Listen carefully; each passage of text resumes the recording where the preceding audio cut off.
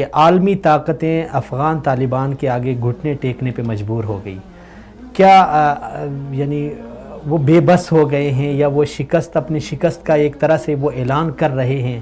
آپ کیا کہتے ہیں اس حوالے سے؟ نہیں، ایسی کوئی بات نہیں ہے، وہ گھٹنے ٹیک رہے ہیں، اپنی وہ شکست کو تسلیم کر رہے ہیں۔ اس میں پاور پالیٹکس ایک بڑا فیکٹر ہے۔ جی، چین اس سارے خطے میں اب بہت زیادہ اہمیت حاصل کر رہا ہے، سی پیک کی وجہ سے، ون بیلٹ ون روڈ کی وجہ سے، جی، اور ان کا امپرنٹ نہ صرف اس علاقے میں بلکہ لیٹن امریکہ اور افریقہ اور سارے ملکوں میں، ساری دنیا میں پھیل رہا ہے۔ تو امریکہ اس سے خائف ہے کہ ایسا نہ ہو کہ چین کی بالادستی یہاں پہ قائم ہو جائے۔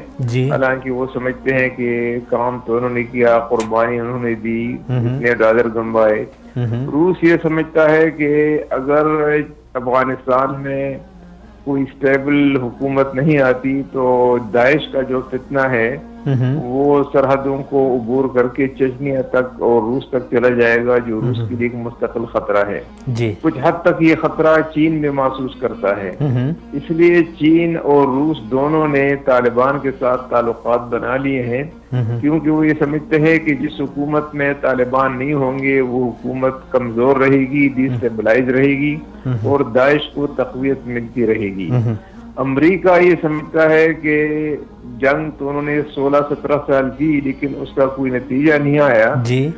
انسرجنسی ایکسپینڈ کر رہی ہے، پھیل رہی ہے، حالات ابتر ہو رہے ہیں، افغان فوج سے 8-9% لوگ بھاگ کے چھوڑ رہے ہیں اور 45% تک انمپلائمنٹ پہنچ گیا ہے، لوگ افغانستان کو چھوڑ کے باہر جا رہے ہیں۔ تو ایسا کوئی بندوبست کیا جائے کہ ہماری پریزنس کو بھی تسلیم کیا جائے اور طالبان مین سٹریم ہو جائے۔ افغان حکومت یہ سمجھتی ہے کہ دستور بھی ہے، پارلیمنٹ بھی ہے، طالبان آ جائیں، شامل ہو جائیں۔ یہ اگر ایسے ہونا ہوتا تو یہ تو 10-15 سال پہلے ہو جاتا۔ اس لیے امن کے راستے میں افغان حکومت کا رویہ ایک آبسٹیکل ہے اور امریکہ کا رویہ بھی ایک آبسٹیکل ہے۔ لیکن اب زلمے خلیلزاد کو وہاں پہ اپوائنٹ کرنے کے بعد لگتا ایسے ہے کہ امریکہ اپنی پالیسی میں کچھ فلیکسیبلٹی دکھا رہا ہے، کچھ نرمی دکھا رہا ہے۔ تو اس تناظر میں جو ماسکو میں کانفرنس ہوئی اس میں یہی تھا کہ روس یہ چاہتا تھا کہ وہ سارے معاملے میں شامل ہو جائے، کیونکہ وہ یہ نہیں چاہتا کہ کوئی ایسی حکومت ہو جس کی وجہ سے داعش کو فروغ ملے اور داعش روس کے لیے اور ان کے جو اتحادی ہیں سینٹرل ایشین ریپبلکس ان کے لیے خطرہ بن جائے۔ تو یہ اس کا بیک گراؤنڈ ہے۔ یہ نہیں ہے کہ انہوں نے شکست تسلیم کر لی ہے، لیکن ایک بات ضرور ہے کہ طالبان کو وہاں بلانا اور اپنے ساتھ بٹھانا یہ انڈائریکٹلی اس بات کی گواہی دیتا ہے کہ طالبان کو کچھ نہ کچھ فتح تو پہلے سے حاصل ہو گئی ہے، کیونکہ ان کا جو سب سے بڑا مطالبہ ہے کہ غیر ملکی فوجیں یہاں سے نکل جائیں، تو وہ مطالبہ اب ایک رسمی کانفرنس میں ساری دنیا کے سامنے انہوں نے کھل کے پیش کر دیا، اور یہ طالبان کے لیے ایک بڑی وکٹری ہے کہ ان کا موقف جو ہے، ان کا نقطہ نظر دنیا کے سامنے واضح ہو گیا۔ تو اس لحاظ سے امریکہ کو ایک سیٹ بیک ضرور ملا ہے۔ تو سر یہاں پہ ایک سوال یہ بنتا ہے کہ افغانستان کے جو طالبان ہیں ان کے قطر کے ساتھ بڑے اچھے تعلقات ہیں، تو وہاں پہ انہوں نے دفتر بھی کھولا ہوا ہے۔ تو ایک ایسے موقع پہ جب ایک ملک میں انہوں نے کافی عرصے سے دفتر کھولا ہوا ہے، امریکہ کی بڑے اچھے تعلقات ہیں قطر کے ساتھ، تو رشیا کا انتخاب کیوں کیا گیا، ماسکو کا انتخاب کیوں کیا گیا کانفرنس کے لیے؟ نہیں، ماسکو کا انتخاب ایسے نہیں ہوا، ماسکو نے تو خود یہ کانفرنس منعقد کی۔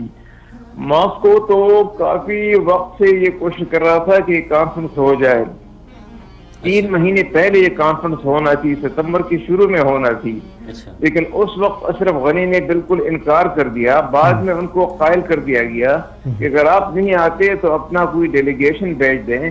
جو ہائی پیس کاؤنسل کا ڈیلیگیشن انہوں نے بھیجنے پہ رضامندی حاصل کی، اور اس پس منظر میں انہوں نے امریکہ سے بھی بات کی، امریکہ نے بھی اس کو اوکے کر دیا۔ تب جا کے امریکہ کا ایک نمائندہ روسی ماسکو میں جو ان کی سفارت ہے ان کا ایک نمائندہ بھی بات چیت میں شریک ہوا ایک آبزرور کی حیثیت سے، اور ہائی پیس کاؤنسل کے نمائندے جو حقیقت میں حکومت کے لوگ ہیں وہ بھی اس میں شامل ہوئے.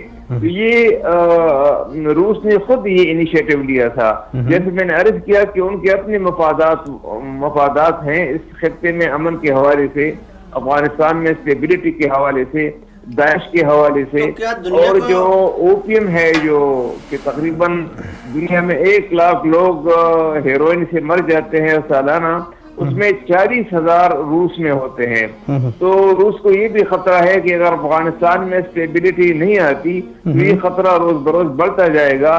ان کو یہ علم ہے کہ طالبان کی حکومت میں یہ بالکل اوپیم کی مقدار اور ہیروئن کی مقدار تقریباً ختم ہو گئی تھی، اور اب وہ ٹنوں کے لحاظ سے ساری دنیا میں وہ مارکیٹ ہو رہی ہے. تو یہ ان کے خدشات ہیں، انہوں نے خود یہ انیشیٹو لے کے یہ میٹنگ بلائی تھی. اچھا سر، پاکستان کا کردار اس میں پورے سیناریو میں ہم فراموش نہیں کر سکتے، تو پاکستان کے مفاد میں کیا ہے؟ امریکہ کا یہاں پہ رہنا، اس کا چلے جانا، مذاکرات کا کامیاب ہونا، یا کیا، یعنی آپ کیا کہتے ہیں اس حوالے سے؟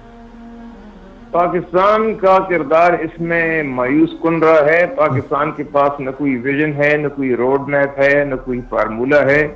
حالانکہ پاکستان کے پاس یہ ساری چیزیں ہونی چاہیے، کیونکہ امن کے حوالے سے افغانستان کے بعد افغانستان کے امن سے جتنا فائدہ پاکستان کو پہنچے گا کسی اور ملک کو نہیں پہنچے گا، اور عدم استحکام کی وجہ سے جتنا نقصان پاکستان کو پہنچے گا کسی اور ملک کو نہیں پہنچے گا. لیکن پاکستان جو وہاں کے گراؤنڈ ریئلٹیز ہیں، جو آبجیکٹیو ریئلٹیز ہیں، ان کو ابھی تک وہ سمجھنے کی کوشش نہیں کر رہا. وہ یہی سمجھتے ہیں کہ بس کابل حکومت سے ہمارے تعلقات ٹھیک ہو جائیں تو سب کچھ ٹھیک ہو جائے گا. اصل میں تعلقات کابل حکومت اور اسلام آباد کی حکومتوں کے درمیان نہیں، اصل بات تو وہاں انسرجنسی کو روکنا ہے، انسرجنسی کو ختم کرنا ہے، کانفلکٹ کو ختم کرنا ہے، جنگ کو ختم کرنا ہے. اور اس کے لیے بنیادی چیز یہ ہے کہ جو فارن فورسز کی موجودگی ہے اس کو ایڈریس کیا جائے، کہ اس کو کیسے ریزالو کیا جائے. یہی شک ہے جو پاکستان سمجھنے کی کوشش نہیں کر رہا.